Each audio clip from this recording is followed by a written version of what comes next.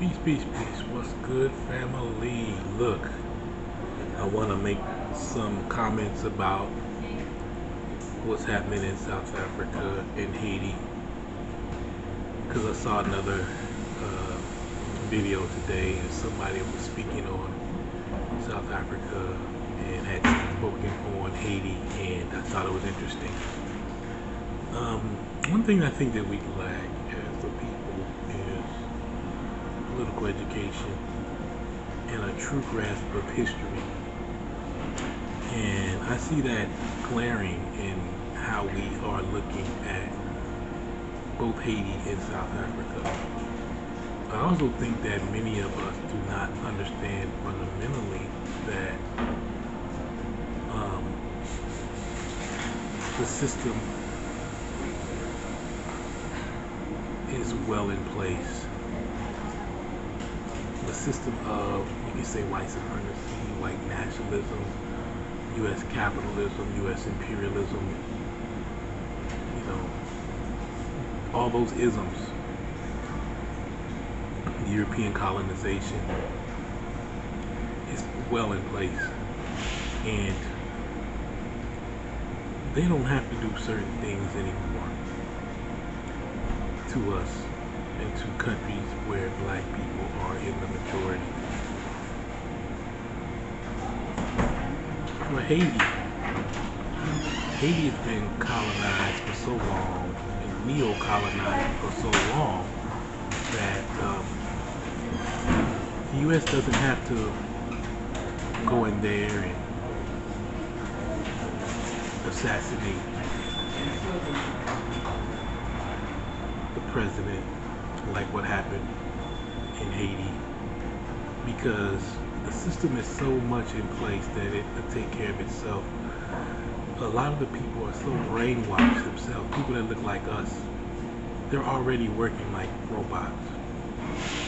And it's gonna probably come out that this Haiti plot, the person that led the drive that killed the Haitian president, is Haitian himself. And whether he worked directly or not with the United States, it doesn't matter, because the neo-colonized mindset is already in place there. And I don't think that it's going to come out that the U.S. had direct involvement in this. But they don't have to have direct involvement in this. You have black and brown and other so-called people of color that are so colonized in their mind. Systems are so much in place that, Biden or Trump or whoever doesn't have to say, we want this president anymore. The people are so confused at so many levels, they're going to do it themselves. It's great. Same thing with South Africa. Well, it's a little different with South Africa because South Africa was colonized for so long, hundreds of years, by the Dutch and the English, that when the freedom struggle happened against apartheid, you had two groups. You had the African Nationalist Congress that said that the land belongs to everyone. That's the land belongs to everyone, and that's the group that had Nelson Mandela and others, and Zuma, the guy that's in prison, and the guy that they sit in prison for corruption, that supposedly set off the riots or whatever's happening in South Africa right now, the uprising, riots, looting. And then you had another group called the Pan-Africanist Congress, and it said that Africa belongs to Africans, one settler, one bullet. It had a saying, he's Africa. Africa is ours, Africa is our land. And when it finally became time for, after apartheid was quote unquote over and elections happened, the people chose to go with the Mandela faction. And the ANC has been corrupt from the very beginning. A neo-colonizing, talk a lot of good talk. They have united with some of the great leaders across Africa, Gaddafi and others, but really they're just another neo-colonial branch, meaning that they're really under the spell of Europeans and America, and really nothing's really changed. The same power dynamic still exists. You just have black people that have more, that may have slightly more power there. So, it never really had changed. But the system has been in place for so long, and the system is the miseducation of the people. Maybe, just maybe, when the elections were held, if the people would have voted for the Pan-Africanist Congress or other groups that were more progressive, more truly revolutionary, you wouldn't have the level of corruption that you have with the African Nationalist Congress. And that's what people need to understand. The white man or the system or capitalism, U.S. period, they don't have to go in and pull any strings. The strings are already in place. Structures and stuff are already in place. Power dynamics are already in place.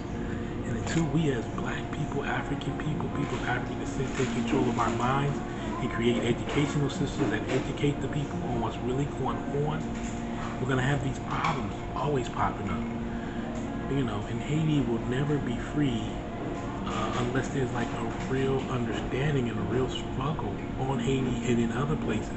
Because Haiti is going to always be penalized for being the black country, the African country, people of African descent that took over from Europe, took over and had a successful slave rebellion, you know, and really liberated the entire island, only to have to pay the French, I think was like $4 billion over 100 and something years. They had to pay them back for overthrowing them in Haiti. And they'll always have something on their, a target on their back. The same thing with Cuba. You know, when the oppressed rise up, the people of color, people of African descent rise up against the colonizer, this is what happens. So we have to really understand the mindset and mentality of our people, and we have to really struggle for re-education of our people across the world. And that's all I want to say, man, about both of those situations. If you have any comments, please list them below, questions, and maybe we can do a part 2 to this. But understand, the U.S. government and other European entities, they don't have to set and arrange anything, because you got the mindset and mentality of people that look just like us, that have the same mindset and mentality as the European, as the colonizer. So anyway, that's all I wanted to say on that.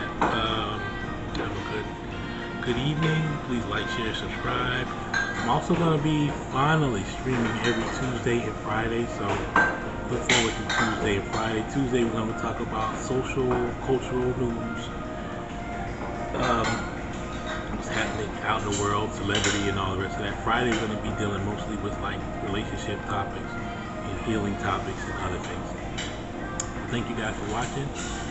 Have a wonderful day, and please like, share, subscribe, hit the notification bell. Please help me get to 2,000 subscribers. Love y'all.